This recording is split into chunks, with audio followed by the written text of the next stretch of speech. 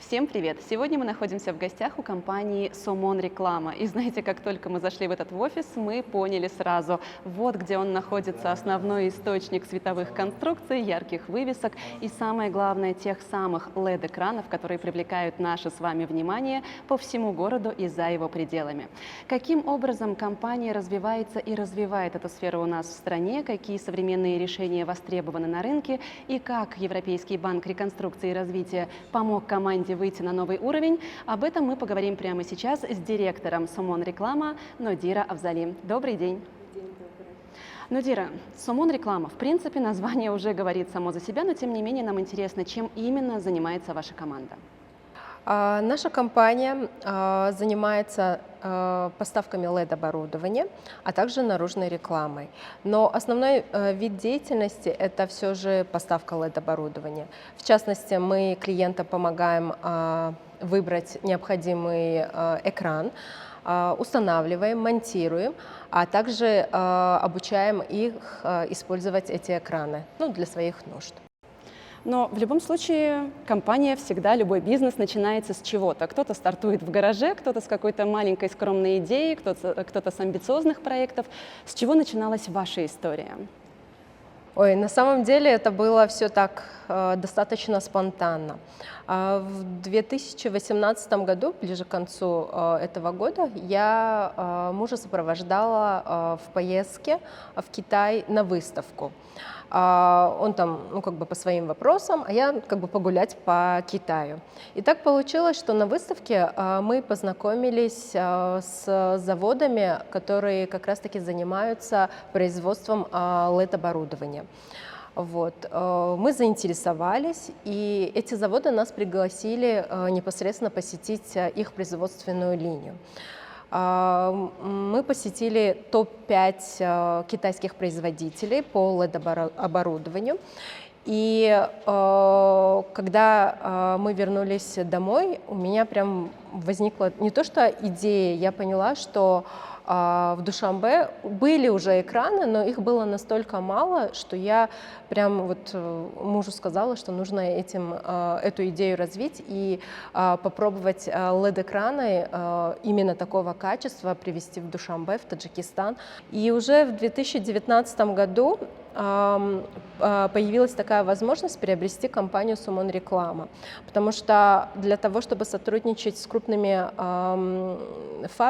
заводами, необходима была компания с такой историей. У Somon Рекламы история есть, она была создана в 2010 году как поставщик рекламных услуг. И в 2019 году я приобрела, стала единственным учредителем, директором, возглавила компанию.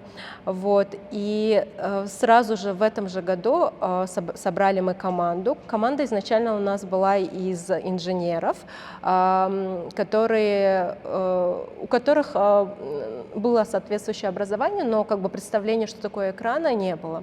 И мы эту команду отправили в Китай. Они в течение 2 месяцев проходили стажировку в этих заводах, обучились, вообще узнали, что такое LED-оборудование, из чего состоит. И в команде были сотрудники, которые занимались непосредственно сборкой, и также чтобы можно было самостоятельно починить, исправить какие-то дефекты. И специалисты, которые непосредственно занимаются управлением. Это 2 разных направления. В общем, команду собрали, и в 2019 году, уже в конце года, мы открыли этот шоурум. На тот момент он был первый вообще в Центральной Азии. Шоурум очень помогает показать наглядно клиентам, какие бывают экраны. На пальцах объяснить очень сложно. Да, и когда особенно, знаете, когда клиент приходит, у него же нет технического такого образования, чтобы объяснить, что допустим, светодиоды, как они передают, а когда он визуально видит, что есть такие экраны, есть экраны, которые предназначены для внутреннего применения, есть экраны для наружного, и тут наглядно намного легче объяснять и показывать. А бывает такое, что человек приходит подобрать экран для экстерьера, но понравился понравился ему какой-то для внутреннего убранства, и вы ему начинаете объяснять, что это Такое не тоже подойдет. бывает, такое тоже бывает, потому что есть особенности у наружных и внутренних экранов, и чаще всего внутренние экраны не подходят для наружного применения. Получается, когда вы открывали эту компанию, это был ваш первый опыт ведения бизнеса и руководства? На самом деле я была руководителем другой компании, но я была больше номинальным руководителем. И да, я не дипломированный предприниматель, я предприниматель по интуиции. И где-то в 20-21 годах я осознала то, что все, что я делала, то есть вот классический метод пробы и ошибок, он уже не помогает развиваться бизнесу достаточно, как бы мне хотелось. Исчерпал себя. Да, да. И тут, как бы, ну, как сказать, по образованию я юрист, то есть юридические мои знания помогали мне составлять документы, договора, но как привести клиента в компанию, как сделать так, чтобы доход компании в следующем году увеличился в 2 раза, то есть здесь моих скупых знаний, конечно, было недостаточно. И в этот момент появляется отличный шанс воспользоваться поддержкой Европейского банка. Я так понимаю, вы прошли бесплатный курс обучения, это были тренинги для женщин-предпринимателей. Да, программа «Менторинг для женщин-предпринимателей». Очень интересная программа. Она мне помогла определить, во-первых, направление развития своей деятельности. Как я ранее уже говорила, я, получается, предприниматель по интуиции, то есть этот вариант окей, этот вариант не окей. Но для того, чтобы масштабироваться, для того, чтобы развиваться, нужны были более четкие такие знания. И эта программа как раз-таки позволила мне понять, для чего вообще нужна стратегия, как нужно работать с финансами для того, чтобы как раз-таки наш бизнес стал развиваться. Не просто стабильно приносить определенный доход, а именно развиваться. Сама программа интересна была тем, что за нами участниками прикреплялся ментор. Ментор – это тот же самый предприниматель, но уже состоявшийся предприниматель, у которого хороший опыт. И ментор делится своими не просто какими-то теоретическими знаниями, а именно практическими. То есть уже на примере того, что у него на каком-то этапе были... Все предприниматели проходят примерно одинаковые этапы развития, и каждый из них сталкивается с определенными проблемами. И учитывая то, что они уже прошли, они уже на своем примере, делясь своим опытом, работали с участниками. Это очень такой вот колоссальный для меня опыт оказался. Долго длился этот проект? Проект где-то полгода, там 2 потока, я вот во 2-м потоке была. Но этот проект оказался для меня таким большим толчком для того, чтобы дальше уже работать с Европейским банком. В частности, в том же году я начала работу с профессиональными консультаторами в сфере развития бизнеса. Вот. У меня были 2 проекта по консультации. Первый проект был с Марией Погосян. Она помогла нашей команде, нашей компании составить план стратегического развития компании. А до этого его не было? Но планирование вообще это важный аспект. То есть мы как-то пытались этот план разработать, но он был, как вам сказать, Сыроватый? не то что сыроватый, он был общий. То есть, ну, условно говоря, вот прошлогодний был доход такой, в этом году нам нужно вот столько. Для того, чтобы добиться такого дохода, следовательно, нам нужно увеличить поток корпоративных клиентов. А как этот поток увеличить, как это все настроить? Кроме того, вообще команда сможет вывести, допустим, такой поток клиентов, да? Не всегда бывает, иногда бывает, вот именно, иногда бывает, что ты ждешь поток клиентов, вот вам поток клиентов, а команда не справляется. Тут параллельная работа началась. Она большую работу провела с нами, в частности, она провела такой вот крупный внутренний анализ. Этот анализ показал, конечно, большие пробелы в процессе деятельности нашей команды. Вот. С ней мы прописали классную стратегию. Вот. Кроме того, чтобы прописать стратегию, она помогла осознать то, что те бизнес-процессы, которые у нас были, их нужно структурировать и прописывать. То есть вот прописывать — это вот очень важный момент. Дальше у нас была работа с Любовью. Она... Хорошо звучит, работа с любовью. Да. Любовь Малютина — это классный специалист, профессионал своего дела. И тут как раз-таки вот подключился новый консультант, который помог нам все, что было прописано в стратегии, перевести в тактику и попробовать это все реализовать. Вот. И большой такой еще вклад, наверное, этих специалистов в том, что они помогли не только мне, но и моей команде осознать, допустим, такой вот важный инструмент, как KPI. То есть мы все об этом знаем, да, мы читали, как это классно, но до дела всегда не доходило. Или если это доходило, это заканчивалось тем, что в конце концов мой сотрудник увольнялся. Было такое. Не тянул, не справлялся? И не тянул, и не справлялся. Тут вот вы мне обещали одно, а получилось по факту другое, когда объясняю, что по KPI ты должен был вот это выполнить, а ты не выполнил. А вот что касается поездок, то есть когда вы только открывали компанию, вы сказали, что вы отправляли своих ребят на обучение в Китай, чтобы они там постажировались. Сейчас, когда новые сотрудники приходят, вы их отправляете или обученные ребята уже их инструктируют? Обученные ребята уже их инструктируют, плюс благодаря уже различным как бы программам Zoom и это намного как бы облегчилось. Во-первых, как бы наша команда уже основы знает, показывает, но технология LED-экрана в том числе не стоят на месте, каждый день что-то новое, поэтому у нас ежемесячно проходят такие общие зумы с китайцами, они сами как бы нацелены на то, чтобы делиться новой продукцией, новыми возможностями. У нас вебинары, мастер-классы разные проводятся, и наши специалисты участвуют. Отлично. Вот. Это, да, практикуется. А был ли какой-то интересный, может быть, мега-креативный кейс, который бы вы могли отметить прям вот отдельной такой нишей за всю историю вашей работы?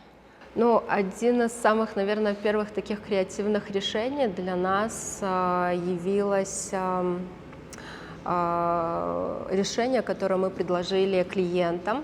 Это на тот момент это турецкий бренд одежды и аксессуаров de facto. Они захотели необычный экран, но за демократичную такую стоимость. Бюджет был ограниченный. Вот. Здание такое соответствующее, и мы им предложили сделать экран полукругом, собрать из обычных прямоугольных как бы панелей. Да. Для нас это тоже такой был вызов, потому что есть специальные панели, которые изгибаются, но стоимость у них как бы соответственно другая. Вот. Наши специалисты просчитали, и мы как бы из этих панелей под углом смогли создать экран, у которого есть вот этот эффект полукруга. На тот момент я думаю, что мы были одними из первых, кто вообще такой экран создал. Вот. Интересно то, что после этого уже другие как бы поставщики таких услуг тоже стали вот полукругом. Подтянулись. Да. Очень потом вот прям год-полтора было популярно, куда ни посмотреть, все вот полукругом собирают экраны. Вообще необычное решение в этой сфере сейчас является прозрачные экраны. Я вот сейчас тоже смотрю на один из таких. Это правда очень необычно и интересно. Эти экраны, они специфичны тем, что на нем можно проецировать тот же контент, что и на обычных экранах, но при этом оно позволяет, вот эта прозрачность позволяет не закрывать наглухо определенные как бы поверхности. Следовательно, это становится актуальным для таких вот фасадов зданий, где важно сохранить вот эту уникальную видимость, да, архитектуру. Вот. Очень популярно, конечно, для торговых площадок, где большие витражные как бы поверхности. Но в Таджикистане мы пока такой еще проект не реализовывали, но у нас был такой колоссальный такой масштабный проект в Узбекистане с нашими партнерами. Вот, они выиграли тендер у одной из таких крупных узбекских телекоммуникационных компаний. Они захотели прозрачный экран, чтобы, получается, офисное помещение не было наглухо закрыто, потому что у них большие витражные фасады были, то есть там вообще не было ни грамма бетона. Вот. Наша команда помогла нашим партнерам подобрать соответствующий экран. Команда выехала в Узбекистан, и мы установили первый на тот момент прозрачный экран по всей Центральной Азии. Вот он был установлен в Узбекистане. У нас появились клиенты, которые у нас заказали разные рекламные такие поверхности. Мы вот установили несколько крышных установок руфтопы для компании Артель. Например, это, кстати, до сих пор эта конструкция является одной из самых крупных таких крышных установок, опять-таки по всей Центральной Азии. Там где-то более 150 квадратных метров, если я не ошибаюсь. Хотя, знаете, издалека выглядит это не очень, не масштабно, но на самом деле работа была колоссальная. Также для TCL мы устанавливали тоже вот крышную установку. Более того, мы стали поставщиками услуг именно в сфере распространения рекламы. Там на билборды, на экраны. Увидели потенциал того, что мы опять-таки свои же экраны, которые реализовываем, можем использовать как рекламные носители. И это было, знаете, в период пандемии, это была возможность не закрыть компанию, а сейчас это полноценное направление наряду с поставкой LED-оборудования.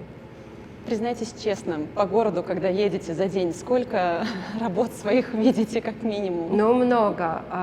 Практически 70-80% LED-экранов, именно как наружная реклама, которая используется, это было установлено нашей компанией. Я вот все общаюсь с вами, а боковым зрением продолжаю смотреть на этот полупрозрачный LED-экран. И интересно, а почему все-таки пока нет каких-то крупных проектов у нас в городе?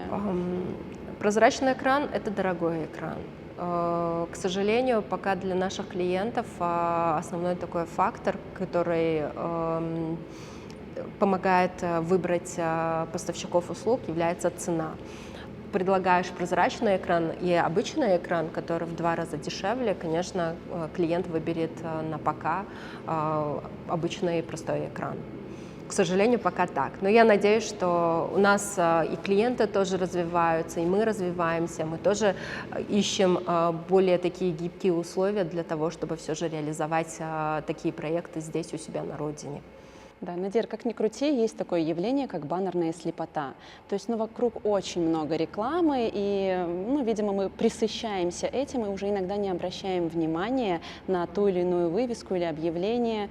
Как вы стараетесь обходить вот эти вот моменты? К сожалению, это проблема большая для всех рекламодателей, потому что получается, как раз-таки вот экраны, они помогают выходить вот из этой теневой стороны тем, что экраны достаточно яркие, они динамичные, они позволяют эффективно, быстро менять контент. Мы как раз-таки рекомендуем часто своим клиентам часто менять, потому что это не баннер, который нужно печатать, на печать деньги тратить, ждать, пока это производство запустится, пока это все подготовится, пока это все натянется.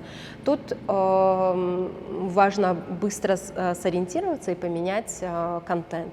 И в цифровом аспекте это намного легче. Где-то, условно говоря, даже шрифты поменять, цветовую гамму поменять, у вас уже новый контент получается, и тем самым вы выходите, вы что-то новое предлагаете. Вы сказали, что вы в первую очередь завозите оборудование, помогаете его разместить, да, вот этими всеми конструкциями занимаетесь, но проводите ли вы еще какую-то консультацию относительно того, где это лучше расположить? То есть, я не знаю, условно, высота, размеры, человек хочет огромное, вы ему говорите, здесь вам достаточно будет Да, и поменьше. Конечно, у нас вообще, чем мы как раз-таки уникальны, тем, что мы сопровождаем клиента прям вот с начальной точки до конца. То есть клиент, когда приходит, зачастую клиенты не всегда понимают, что это такое. Экран, вот мы хотим экран и все. Мы хотим телевизор, чаще всего так приходит. Да, мы хотим телевизор на фасаде здания. Какой телевизор? И тут мы уже, как бы общаясь с клиентом, задавая ему наводящие вопросы, помогаем подобрать соответствующий экран. Вы правы, что определенные экраны не подходят под те параметры, которые хочет клиент. И тут вот как раз-таки наши инженеры, наши специалисты, во-первых, визуализируют, то есть мы фотографируем место, примерно ставим, показываем, то есть чтобы наглядно он понял. Приглашаем сюда в наш шоу-рум, и тут уже детально показываем, объясняем, какой экран для каких нужд нужно применять. После установки наши специалисты обучают клиента, просим клиента выделить соответствующего специалиста будущего или лица, айтишника, обучаем его тому, как управлять экраном, потому что это тоже определенные знания и что да как, какой контент, как его подключать, как его заливать, это все мы как бы показываем, обучаем. Это как бы нашей компании в том, что у нас гарантийный срок от 2 до 5 лет. И в промежутке гарантийного срока, то есть если это не форс-мажорные какие-то обстоятельства, все, что случается с экраном, мы берем на себя. Если телевизор не работает. Телевизор не работает, да. Мы изначально, когда думали о том, как вот завозить продукцию в Таджикистан, пришли к выводу, что каждому проекту необходимо закупать определенное количество запчастей, потому что, как я ранее уже говорила, экраны, они тоже развиваются, как и любая технология. То есть тот экран, который мы установили, допустим, лет 5 назад, мы запчасти сейчас, то есть на рынке не найдем, потому что линейка меняется очень стабильно, очень быстро, да, и, к сожалению, очень сложно потом найти даже элементарный какой-то там чип, чтобы экран заработал. Но, к счастью, вот у нас первый экран был установлен в 2020 году, да, вот для клиента, не для шоурума, то за этот период таких вот прям серьезных моментов для того, чтобы мы эти запчасти использовали, к счастью, не было. Да, это действительно отличное решение. Надира, я так понимаю, вы всегда топите за что-то новое, креативное, инновационное. И я надеюсь, что у вас в скором времени закипит работа и с использованием ваших полупрозрачных экранов. И, кто знает, может быть, в этом или в следующем году вы нас удивите еще чем-то интересным. Спасибо большое и успехов вам. Спасибо вам, спасибо, что пришли к нам. Добро пожаловать, мы всегда рады гостям. Спасибо большое. Ну а вам спасибо, друзья, за то, что были с нами. Эта серия подкастов подготовлена при поддержке программы Европейского банка реконструкции и развития «Консультации для малого бизнеса».